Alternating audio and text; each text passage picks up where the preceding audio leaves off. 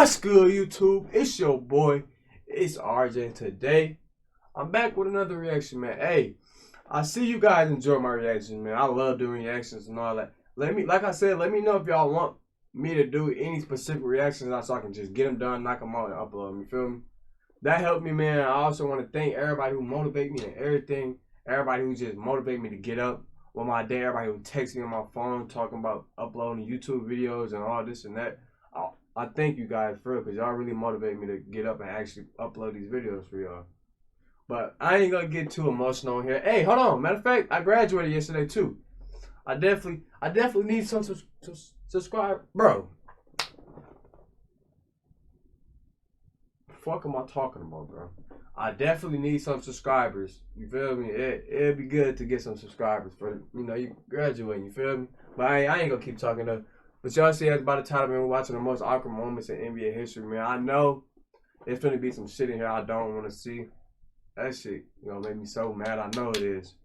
But we're gonna still push through it and watch it. We're finna get straight into it though. With NBA stars like Steph and LeBron dominating the game, it's not often you see them in an awkward moment, whether it's their hair falling out mid-game. Hey, chat, let me know real quick. Who the best NBA player in the league right now? I just need somebody in the comments. Let me know real quick. Or kissing their opponent, you'd be surprised to see how awkward it can get. Despite his age, LeBron's game hasn't had many flaws over the years, as he's still pushing to be a top player in the league each season. But a pretty ridiculous and embarrassing situation came recently at top. LeBron's game hasn't had many flaws over the years, as he's still pushing to be a top player in the league each season. But a pretty ridiculous and embarrassing situation came recently. Over the last few seasons, many have felt LeBron should just pull a Kobe and go bald, as his hair has been spotted having issues time and time again. At the beginning of the 2019 season, LeBron apparently had hair plugs and other hair surgeries to repair his lost hair. And in late October, during a game between the Lakers and Jazz in Staples Center, his hair started to fall out mid. Damn. Chat. Damn. Imagine if that was you in the NBA full of. Well, it's probably, how many people y'all think that's in that stadium?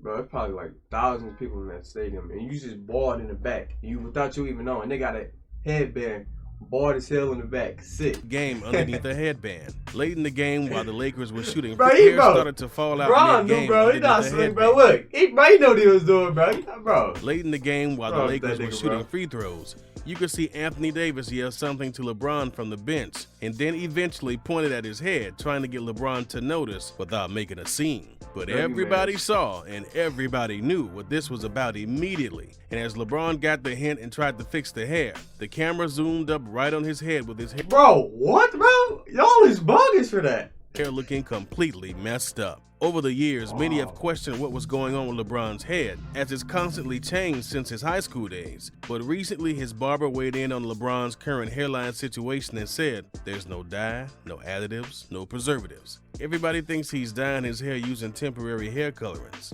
Biogen or black ice. It's all his hair.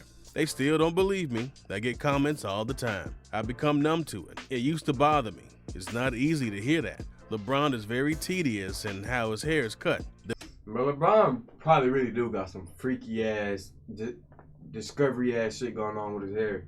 Nigga probably is coloring his hair and shit. The beard is the #1 thing. He leaves the top up to me. I leave him less bald. He's my guy. He's my hardest haircut. He has good hair. You just have to cut it right. He just has a few fat patches around the chin that you have to take your time with. You have to have patience. It usually takes about 50 minutes. Not even superstars are immune to bans, and Steph Curry is no exception. During Game 6 of the 2016 NBA Finals, Curry had managed to pick up 5 fouls by 4 minutes 22 seconds of the fourth quarter. After his 6th foul was called on him for stealing the ball from LeBron that apparently had too much contact, Curry stormed up the court throwing his mouthpiece. The 6th foul had given him the ejection, and by throwing the mouthpiece, he'd gotten a technical foul. That mouthpiece had hit the wrong person too, hitting the son of one of the Cavs' minority owners who was seated in the front row. Curry spoke about the incident after the game, saying, "I've thrown my mouthpiece before. I usually aim at the scorer's table. I was off aim. Definitely didn't mean to throw it at a fan. That was obviously not where I was trying to take my frustration out." The move easily could have landed him some game suspensions, but he was lucky that the associate. But how lucky could have been a fine if you think about it. Bro ass could have snitched. And I'm like, bro, yeah.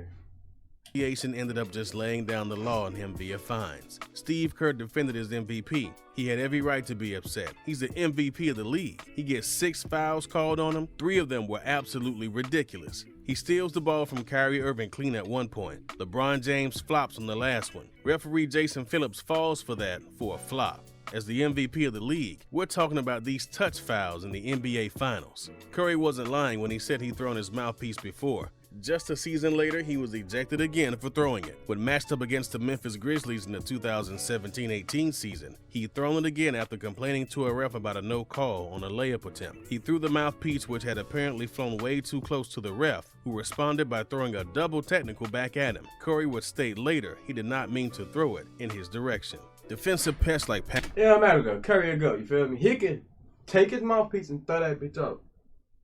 He a goat. Hey. Patrick Beverly, or in this case Reggie Evans, will do anything they can to get into the heads of their opponents. Small shoves, elbows, it's all a part of the game when you're good at hiding it. Evans takes the cake, however, when it comes to defensive moves, as his go-to had been a nut grab.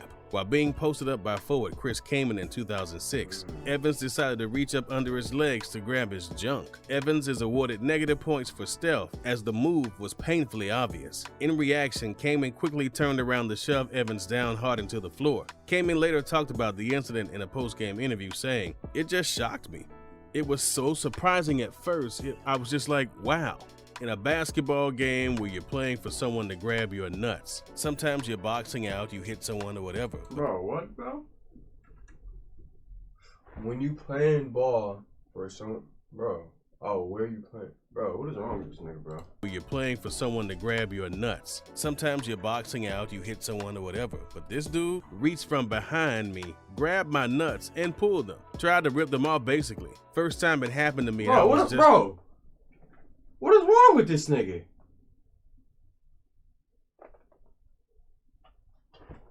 Bro, what is wrong with this nigga, bro? This nigga, bro, yeah. He did that on purpose. Look at him. Grabbed my nuts and pulled them. Tried to rip them off, basically. First time it happened to me, and I was just like, wow, I just got violent. Bro, what is wrong? Bro, yeah. He know exactly what he did, too. Kaman went on to receive a flagrant foul for the shove, while Evans was given a flagrant as well as a $10,000 fine. One ref officiating the game later admitted that had the same happened to him, he would have knocked his teeth out. During the 2012 season, many reports had surfaced that suggested Howard had not been all too happy with his current role with the Magic, and wished Van Gundy had been fired. Van Gundy was eventually questioned about these rumors, which to everyone's surprise have been confirmed. Van Gundy talked about the beef prior to a game, saying, "When it comes out that one of the highest profile guys in the league has asked his coach to be fired, it's gonna be a story. I was told it was true from our people in management, right from the top." Just seconds after responding, Howard leaned into frame with his arm wrapped around Gundy, asking, "What's our main concern tonight?" Where Gundy awkwardly responded saying, "We have to stop Carmelo on the New York Knicks." The interaction lingered on for what seemed minutes, but was actually just a few seconds until Van Gundy excused himself from the interview. With Howard in the spotlight. Hot as fuck in my room, bro. Oh my gosh. Bro, do y'all see me sweat? Oh my god, bro. Reporters questioned Howard if the rumors had been true. Howard responded, saying that they had absolutely been false. Reporters then informed Howard Van Gundy had just seconds before confirmed the rumors. If you had thought this interaction with Van Gundy had been awkward, think again. Howard continued acting almost comically suspicious as he became suddenly defensive with reporters. Van Gundy was ultimately let go at the end of the season, and not long after, Howard was as well. Howard later talked about the moment, saying, "The first question is like, Dwight, they said you wanted to get Stan fired." I was like, oh my God, Howard recalled. That was literally the worst day of my life. We had a game that night, and that was the worst game I ever played. Like, I could not hit the basket for nothing. And you would have thought, I don't know what was going on that night, but it was the worst ever.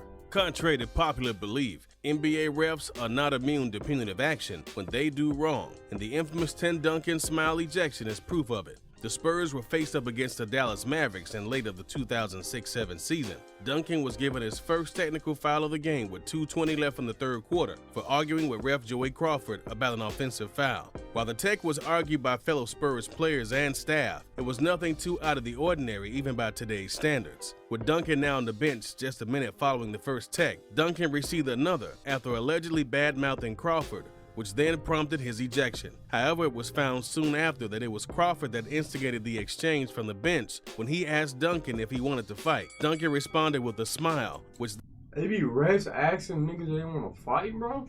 These refs is crazy. These niggas big body as hell. then led to a second tech and then ejection. Justice was served, however. Crawford was cited for improper conduct and was suspended indefinitely by then NBA Commissioner David Stern for improper conduct and was Referee who ejected Duncan is himself suspended. Referee who ejected Duncan is. Bro, they didn't even like title this shit right. It's supposed to say referee who ejected Duncan gets himself suspended.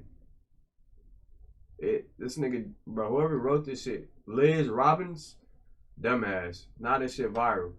Referees who ejected Duncan is himself suspended. That don't make no sense, bro. Referee who ejected Duncan. Hold on, what did I say? Referee who ejected Duncan is himself. Suspended indefinitely by then NBA Commissioner David Stern, who stated, especially in light of similar prior acts by this official, a significant suspension is warranted. Although Joey is consistently rated as one of our top referees, he must be held accountable for his actions on the floor, and we will have further discussions with him following the season to be sure he understands his responsibilities. At the time, Crawford was on his 31st season with the NBA as an official and had been a ref for over 2,000 regular season games. So he think he was just top dog, big boss referee type shit. So he think he just walk over to a bench and basically ask a nigga if he wanted to fight. What is wrong with him, bro? These niggas is crazy. Games. He would respond to the actions taken against him, stating, "If my employer does not think that was acceptable, I have a problem." This wasn't Crawford's first time in hot water with David Stern. In a 2003 Western Conference Finals game against the same teams, Crawford called 4 tech fouls in the first 10 minutes. Except during this incident, he dished out ejections on then coach Don Nelson and assistant coach Dale Harris. Stern warned Crawford after the incident, contending if he repeated these actions, the consequences would be severe. Following the incident with Duncan, there was some poetic justice served as well. Crawford broke what would have been his 21st season in a row officiating a playoff series due to the suspension, and Duncan went on to win a ring that same season. The suspension was eventually lifted from Crawford, who eventually retired in 2015. Crawford retired at 39. And in a 2012 interview with Crawford, he referred to the incident as life-changing, stating, "The Duncan thing probably changed my life. It was just you come to the realization that maybe the way you've been doing things is not the proper way, and you have to regroup, not only on the court, but off the court. I had seen a sports psychologist before that, but after, I saw him a lot more. It gave me a new perspective."